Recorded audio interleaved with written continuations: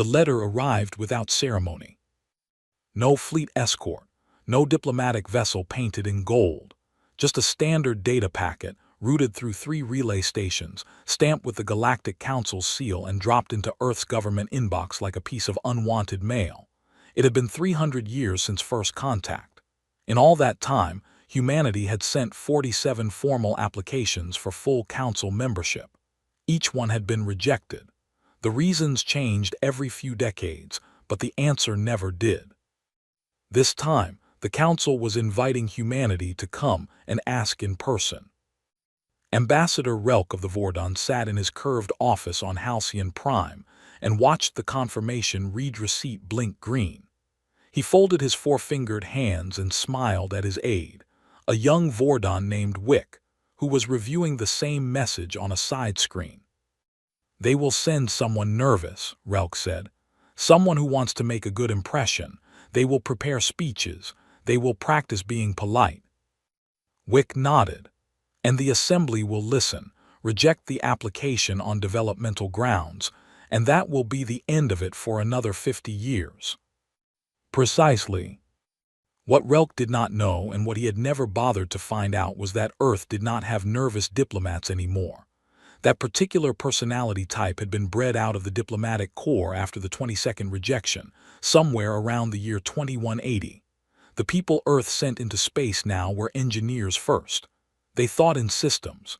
They thought in outcomes. They did not practice speeches. They ran simulations. The woman who read the council's invitation was not standing at a podium. She was in a shipyard, in a gray coverall, holding a datapad in one hand and a coolant wrench in the other.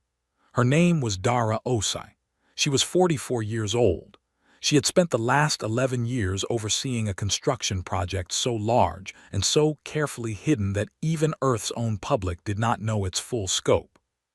She read the invitation twice. Then she sent a single-line message to her colleague, Dr. Fen Aseji, who was 3 levels below her in the same shipyard. The message said, "It's time." Fen was a small, quiet man who rarely spoke in meetings and kept his office walls completely bare. He read the message, set down his coffee, and walked to the central console of the facility. He pulled up a status board that showed 17 columns of data. Every column was green. He sent back one word, "Ready." That same week, across the galaxy on Halcyon Prime, Counselor Arin of the Thessari species was doing something her colleagues would have considered a waste of time. She was reading humanity's file. Not the summary, not the rejection history. The actual file, 300 years deep, cross-referenced against the Council's own internal trade restriction logs. What she found made her uncomfortable. Every energy estimate the Council had on record for Earth was based on surveys done more than 80 years ago. Every industrial capacity report was built on data from observation drones that had been quietly recalled after budget cuts. The Council had not conducted a proper survey of Earth's capabilities in almost a century. They had simply assumed that humanity, shut out of galactic trade agreements and denied access to cooperative research networks, had fallen behind. Arin flagged the discrepancy in an internal report and sent it to Ambassador Relk's office. The report sat unread for 6 days. Back on Earth, the Ardent was being prepared for departure. It was not a remarkable ship to look at. It was mid-sized, gray-hulled, with standard docking configurations and a modest engine signature. Anyone scanning it from a distance would see exactly what they expected to see: a diplomatic transport from a developing world, trying its best. Dara walked its corridors the night before launch. She checked the cargo manifest, which listed survey equipment, cultural demonstration materials, and 112 crew members. The manifest was accurate as far as it went. It did not list what was anchored in the ship's lower decks under 3 layers of sensor shielding, because those things were not cargo. They were contingencies. Admiral Prest met her at the lower deck hatch. He was a broad-shouldered man with gray at his temples and a very even voice. He had commanded Earth's orbital defense operations for 12 years and was not given to unnecessary speech. "Fleet is positioned," he said. "Fold coordinates locked. They will not see us until we choose to be seen." "Keep them quiet," Dara said. "No active scanning, nothing that registers on Council sensors." "Understood." She stood there for a moment, looking at the hatch. On the other side of it was everything humanity had built in 3 centuries of enforced silence. She did not feel triumphant. She felt something closer to tired, the specific tiredness of a person who has been waiting a very long time and can finally see the end of the wait. The Ardent launched the next morning into a clear orbital sky. Earth Traffic Control logged its departure. Long-range Council observation posts near the solar system noted a single diplomatic vessel leaving Earth's orbit, heading for Halcyon Prime, traveling at standard speed. Nothing about it seemed worth watching. That was, of course, the point. In his office on Halcyon Prime, Ambassador Relk had already moved on to other business. The human application would be handled, dismissed, and filed. The galaxy would remain as it was. It always did. He did not read Aaron's report until 4 days later. The same morning the Ardent requested a docking bay at Halcyon Prime. He read it once, then he read it again. Then he set it down and told himself it was old data. It had to be old data. The alternative was something he was not prepared to consider. Not yet. The docking bay they assigned the Ardent was Bay 91C. It was the smallest available slot on Halcyon Prime, tucked between a waste processing conduit and a maintenance corridor that smelled of coolant. The automated system offered it without comment. Dara accepted it without complaint. She watched the bay doors close around the ship and turned back to her team, who were already organizing themselves with the quiet efficiency of people who had rehearsed this moment for years. "Dress formal," she said. "Nothing military. Leave the rank insignia in your bags." There were 12 of them in the diplomatic party. Engineers, data analysts, 2 historians, 1 linguist, and Dara. No lawyers. Earth had stopped sending lawyers to Council sessions after the 9th rejection, when it became clear that the Council's legal framework had been specifically designed to exclude species it did not want included. They rode a transit pod to the main hub of Halcyon Prime. The station was enormous, a rotating disk 4 kilometers wide, housing more than 60,000 permanent residents and twice that in transient delegates during assembly sessions. The corridors were wide and lit in the blue-white spectrum that most Council species preferred. It made the walls look cold. Dara noticed 3 separate security scans between the docking ring and the assembly entrance. She said nothing. Her team said nothing. They walked through each one with their identification displayed and their faces neutral. The Grand Assembly Chamber was designed to impress, and it succeeded. It was a hemisphere nearly 200 meters across, with tiered seating arranged in concentric rings around a central speaking floor. Every seat had a translation console and a personal display screen. The ceiling was transparent, showing open space above, and the stars looked close enough to touch. The human delegation was seated in the outermost ring, the furthest seats from the speaking floor. Dara noted this and sat down. The session opened with 3 hours of procedural business that had nothing to do with Earth, trade renegotiations between the Grevari and the Ulfine, a boundary dispute in the 7th Arm, a motion to create a subcommittee on subcommittee formation. Dara sat through all of it. Her team sat through all of it. Nobody slouched. Nobody checked a private screen. Then came the historical context presentation. It was Ambassador Relk who stood at the speaking floor, and he had clearly prepared. The holographic display behind him showed Earth, rotating slowly, while a calm narrator voice described humanity's last 3 centuries in careful, factual language. The wars were shown. The ecological collapses were shown. The period called the Fracture Years, when 7 separate human governments had pointed weapons at each other across 3 different continents, was shown in particular detail. The hall watched with the polite attention of people watching something they already knew the ending of. Dara watched the display, She recognized the footage. Some of it was genuine. Some of it was sourced from entertainment programs Earth had broadcast into space 2 centuries ago, fictional dramas that the Council had cataloged as historical records. She noted this in her head and said nothing. When Relk finished, he turned toward the human delegation and gave a small, formal nod. It was the nod of someone who had already decided the outcome. The Grevari representative, a wide-bodied creature named Brath, immediately filed a procedural motion.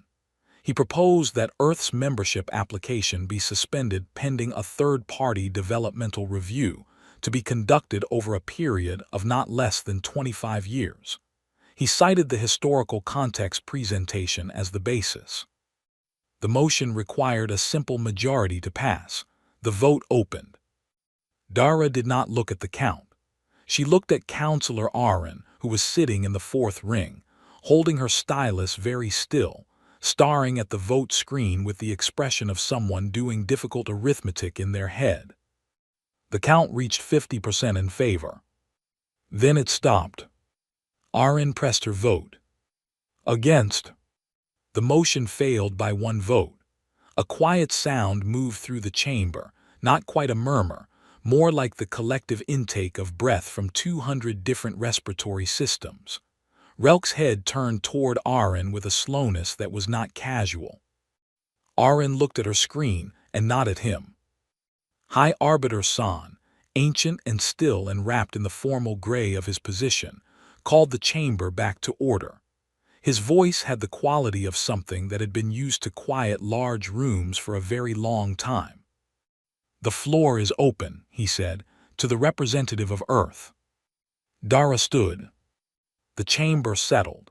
She could feel the attention of 200 alien minds, most of them certain they already knew what she was going to say. She spoke for 20 seconds.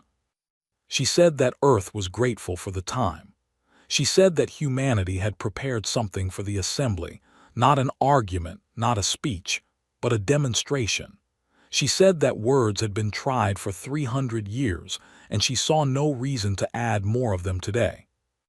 Then she asked, politely but without any particular softness, whether the assembly would be willing to move to the outer observation deck. The chamber did not know what to do with this.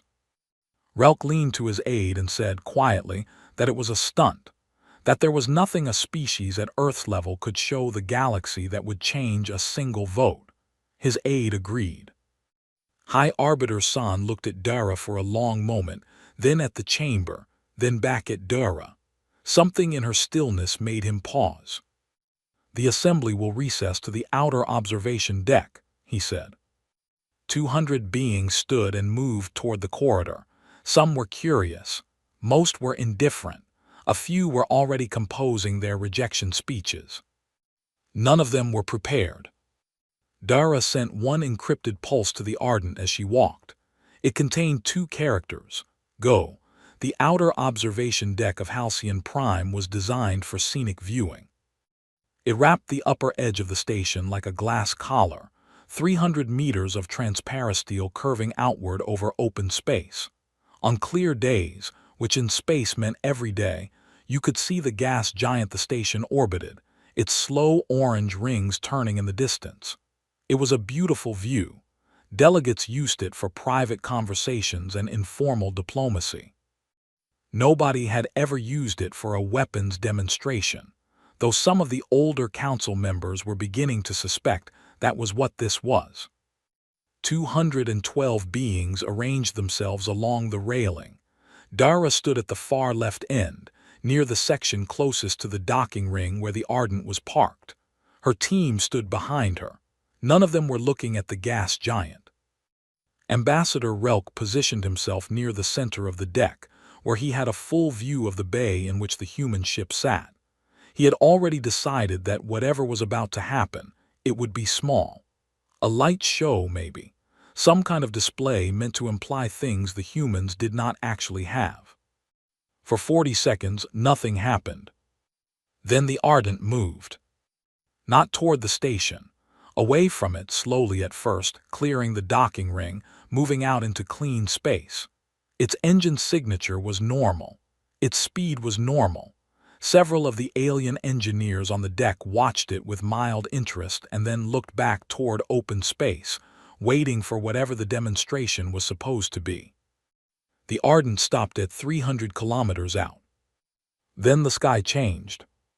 There was no sound in space, but the human observers on the deck knew the exact moment it happened because Dara closed her eyes briefly, the way a person does when they hear a piece of music they have been waiting years to hear again.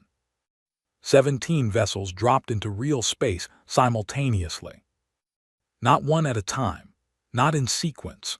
All 17 at once at exact intervals around the station, as though they had been placed by a careful hand. Each one was large. Not large in the way that a cargo freighter is large. Large in the way that a city block is large if you were standing at street level. They were angular and dark-hulled with no visible engine arrays, no glowing nacelles, no exhaust ports.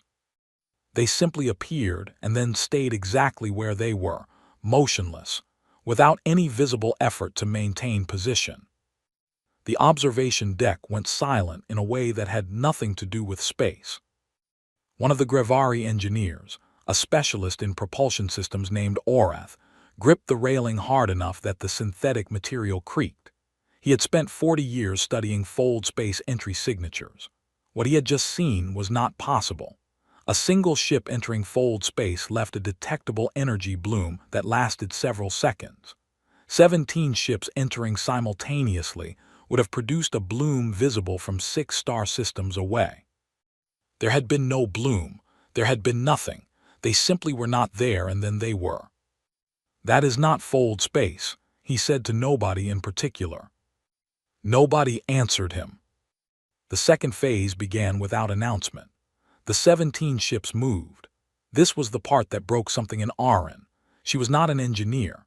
She was a diplomat and a political historian, and she understood ships the way anyone understands things they have studied but never built. She knew what a ship moving in space was supposed to look like. She knew about thrust vectors and inertia and the basic physical reality that large objects required force and time to change direction. The human ships did not change direction. They repositioned, all 17, into a new formation, and the repositioning took the same amount of time it would have taken someone to rearrange pieces on a game board with their hand. There was no acceleration curve, no drift. They moved and then they were in the new position, as though the space between the 2 points had simply agreed to be smaller. Counselor Aaron turned and looked at Dara. Dara was looking out at the ships. Her expression was steady. She had seen this before. She had watched this specific test from this specific angle 11 times in the last 3 years. The third phase was the one that made High Arbiter San step back from the railing. The lead vessel, the largest of the 17, activated something. There was no visible change in the ship itself, but every sensor on Halcyon Prime registered a power output that their systems immediately flagged as a reading error because the numbers were not physically reasonable. The station's chief technical officer, sitting in the monitoring room, ran a manual recheck of the sensors. The sensors were fine. The reading was correct.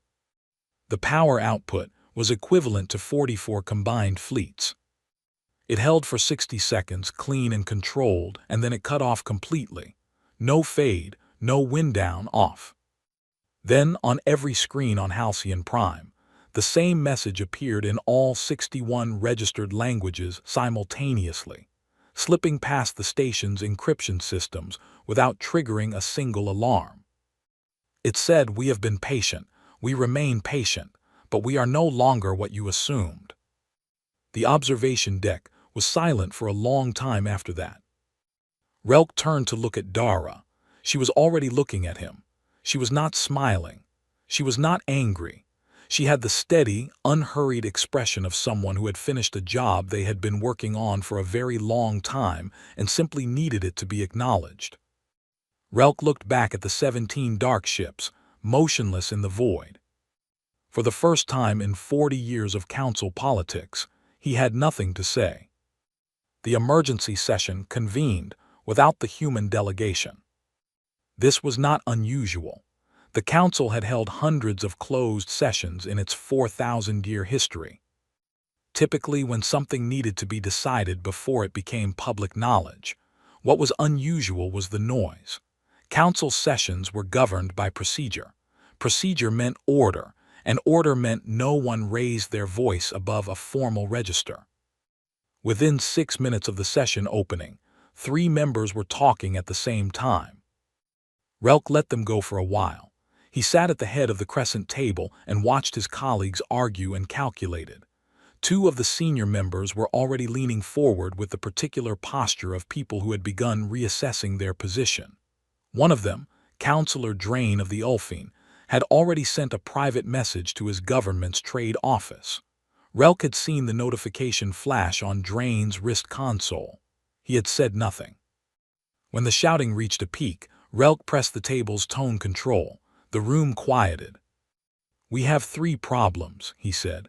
"The first is what we just saw. The second is that everyone on that observation deck saw it with us. The third is that we do not know how much more they have." The intelligence reports began arriving within the hour. They were bad. Earth's energy output, resurveyed in real time using the station's long-range instruments, was 40 times higher than Council records indicated. The construction signatures they were now detecting near Earth's outer system had been generating for decades. The Council's observation posts had missed them because they were calibrated to look for drive signatures and material transport patterns consistent with standard galactic technology. Whatever humanity had been building, it had a completely different signature. It was not that the humans had hidden it badly. It was that the Council had been looking for the wrong thing entirely. Relk read this report and set it face down on the table. Meanwhile, in a small meeting room 2 levels below the assembly chamber, Councillor Arin sat across from Dara Osai. This meeting had not been scheduled. Arin had sent a private request. Dara had agreed to it in the same tone she agreed to everything, which was to say, without surprise. They had tea. Arin had brought it herself. It was a Thessari blend, very pale with a faint mineral taste. Dara drank it without comment.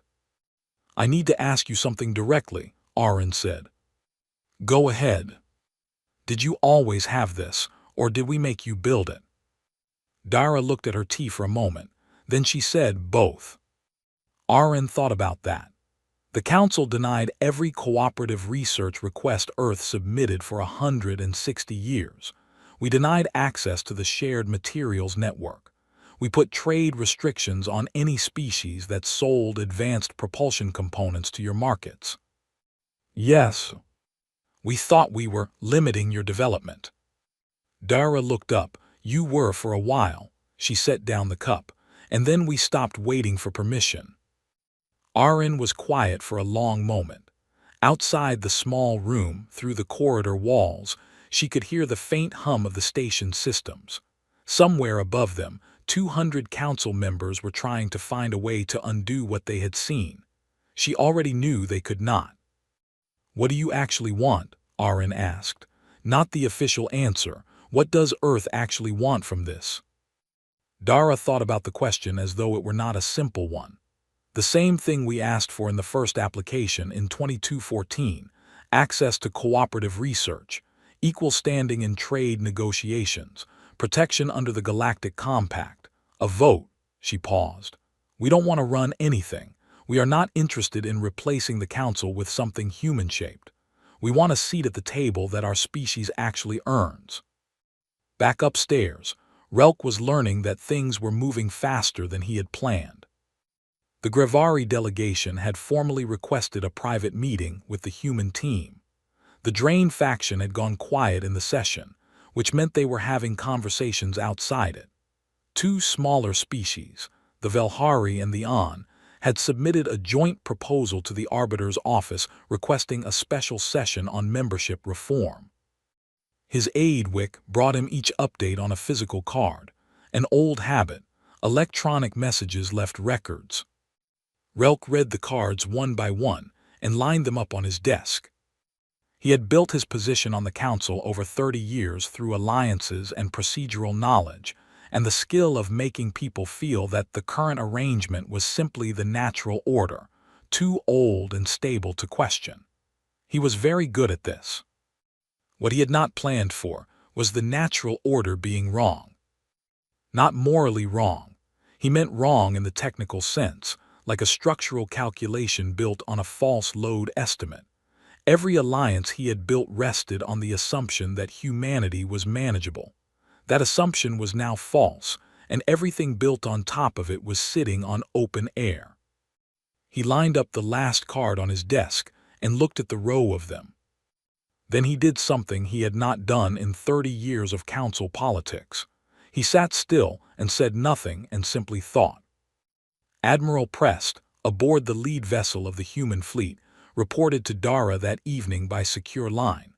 All 17 ships were holding position. No council military vessel had come within 200 kilometers. They had been scanned 14 times in the past 4 hours. Passive scans only, Prest said. They are looking, they are not moving. Keep the fleet still, Dara said. Do not power down anything, do not acknowledge the scans. Understood, a pause, they're scared. I know, she said. That's not what we want, give it time. Nobody told the delegates to fill every seat. They did it on their own. Word had spread through Halcyon Prime the way things spread in closed political environments, through aides, through corridor conversations, through the specific body language of people who had seen something they could not explain and needed to be in the room when it was explained. By the time High Arbiter San called the Grand Assembly back to order, every seat in the chamber was occupied. There were beings standing along the back wall. San looked at the room. Then he looked at Dara, who was in the same outer ring seat she had been in 2 days ago, dressed in the same gray formal wear, with the same 12-person delegation behind her. The floor, he said, is open to the representative of Earth. No time limit has been set. Dara walked to the speaking floor. She did not have notes. She did not have a display prepared.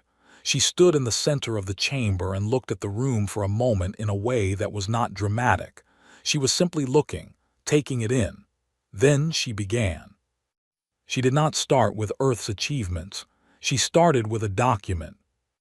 Specifically, she read the title of the first formal application Earth had submitted for Council membership in the year 2214. She read the rejection reason, developmental immaturity. She read the second application, 2251. Rejection reason, insufficient stability indicators. She continued. She did not read all 47. She read 9. Carefully chosen ones, spread across 3 centuries, each with a different rejection reason written in the Council's own formal language. Then she put the list away. We were told, she said, in language that was always polite and always final, that we were not ready. We were told this while being denied access to the research networks that would have helped us develop faster. We were told this while trade restrictions were placed on any species that sold us materials above a certain technological threshold. We were told this while Council observation posts near our system filed reports that our government was never shown. She paused. I have all of those reports. If the Assembly would like to review them, they are available. Nobody moved. She spoke for 40 minutes. She did not raise her voice once. She described what 3 centuries of deliberate exclusion looks like from the inside, not in emotional terms but in operational ones. She talked about the generation of engineers who had grown up knowing the Council existed and knowing it would never help them. She talked about what that generation built instead. She was specific. She gave numbers and dates and project names. Then she said the thing she had been saving. We are not the most dangerous thing you have ignored. We are simply the first one to introduce itself. The chamber held that sentence for several seconds. Ambassador Relk stood. His voice was controlled but only just. He formally accused the human delegation of coercive military intimidation, citing the 17-ship fleet as a hostile deployment designed to pressure the Assembly's vote. He called for an immediate motion to remove the human delegation from the station and suspend the application. Dara waited for him to finish. The Council's own military fleet, she said, has had 6 vessels positioned within 400 kilometers of this station since the morning after our demonstration. Our ships have not moved, have not powered their weapons systems, and have not sent a single active scan toward this station. She looked at Relk directly.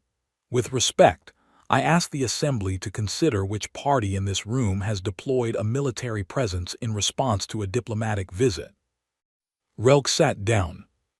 San watched this exchange with the careful stillness of a very old being who had learned to read rooms accurately. He had been High Arbiter for 51 years. He had seen political theater and genuine crisis, and everything between them. What he was watching now was not theater. Dr. Fen Aseji, from the Ardent's communications deck, transmitted a secondary data packet to every terminal in the assembly hall. It contained complete technical schematics for humanity's atmospheric water reclamation system, a technology Earth had developed 30 years ago when the Council's trade restrictions had cut off access to the standard imported filtration components that 3 continents depended on. The humans had solved the problem themselves. The solution was elegant and cheap and required no rare materials. 6 of the species currently represented in the Assembly were dealing with planetary water shortages. The data was free. One of the delegates opened the file, read 3 pages, and put both hands over her face. Relk looked at the packet notification on his screen and did not open it. 4 council members formally announced they were changing their votes to support immediate membership. Then 2 more. Then one who had never publicly opposed it but had always voted with Relk's bloc, and who now looked at Relk with an expression that was not hostile but was finished. San let the room settle, then he called the vote. Relk looked at the count and felt something he recognized from a very long time ago, from the first council session he had ever attended, before he had learned how to shape outcomes. He felt like someone watching a thing happen that he had no part in causing and no power to stop. The count moved steadily in one direction. It did not stop. The final count was 187 in favor, 14 opposed, 6 abstentions. San read it aloud from the arbiter's podium in a voice that had no particular color in it. He was not celebrating. He was not mourning. He was doing his job, which was to record what happened and make it official. After he read the numbers, he said Earth was now a full member of the Galactic Council, with voting rights, equal standing under the Compact, and all associated protections effective immediately. Then he closed the session. The chamber did not erupt. There was no cheering from the alien gallery. What happened was more like a slow release of pressure, a sound like a very large room exhaling. Representatives turned to each other and began talking in their own languages, and the noise of it built gradually into something that was less celebration than recalibration. Dara stood at her seat in the outer ring for a moment. Then she sat back down, pulled out her datapad, and began writing a message to Earth's government. Relk was gone before the session formally ended. His aide Wick watched him leave from the corridor entrance and did not follow. There was nothing to follow to. Relk's resignation reached the arbiter's office 12 minutes later. It was 6 sentences long and contained no explanation. He had always believed that a politician who needed to explain a resignation had already made a second mistake. He did not pass through the observation deck on the way to his transport. Councillor Arin found Fen Aseji in the Ardent's open engineering bay that afternoon. He had invited several alien engineers aboard for a technical tour, which had not been announced and had no official status. It had simply happened, the way things happen when curious people are in proximity to things they do not understand. The bay was crowded with beings of 4 different species, all of them looking at components that none of their civilizations had designed, asking questions that Fen answered patiently, one at a time, in plain language. Arin stood at the entrance for a while before he noticed her. "You built all of this because you had to," she said when he walked over. It was not quite a question. "We built some of it because we had to," Finn said. "The water systems, the reclamation tech, the early drive work. We had problems that needed solving and nothing to buy." He looked back at the bay. "But after a while, the problems weren't the reason anymore. We just wanted to see how far we could get." "How far did you get?" He smiled. It was a small, private kind of smile, far enough. In the weeks that followed, things changed in the way that large things change, not all at once, but in accumulating detail. The ON formally requested a joint engineering exchange with Earth, focused on atmospheric water recovery. Humanity's team was on the ground within 3 weeks. The Velhari, who had been quietly suppressed in council trade negotiations for a century, used the new voting structure to push through a resource-sharing agreement that had been blocked for 30 years. 3 other minor species filed for membership reviews. 2 of them were fast-tracked. Earth's full council seat came with a security detail that the compact required all full members to maintain on Halcyon Prime. Admiral Prest quietly moved 2 ships into standard orbital positions around the station. They were smaller vessels, nothing like the 17 from the demonstration. Nobody mistook this for weakness. The human fleet returned to Earth. The night before the Arden's own departure, Dara stood at the observation deck again. The same deck, the same transparency, the same open space beyond it. The gas giant's rings were in a slightly different position than they had been when she first stood here, shifted by its slow orbit. The fleet was gone. The council chamber below was quiet. The political work would take years, maybe decades. There would be blocks and setbacks and the specific frustration of watching things that should be simple become complicated. She knew this. She had studied the council long enough to have no illusions about how slowly institutions changed, even after the moment that forced them to. But the moment it happened, that part was done. Arin found her there, which had not been planned by either of them. They stood for a while without talking, which was comfortable in the specific way that silence is comfortable between 2 people who have recently been honest with each other. "Does it feel like what you expected?" Arin asked. Dara thought about it genuinely. "It feels like the end of one problem and the beginning of 20 more." Arin made a sound that in Thessari indicated something between acknowledgement and amusement. "That is what governance feels like." "Yes," Dara said, "I've been told." She stayed at the window until the lights on the station's exterior shifted to their night cycle, the slow dimming that told residents it was time to sleep. Then she went inside. The Ardent would depart at first light, as much as light had meaning out here. There was already a full inbox waiting. She got to work.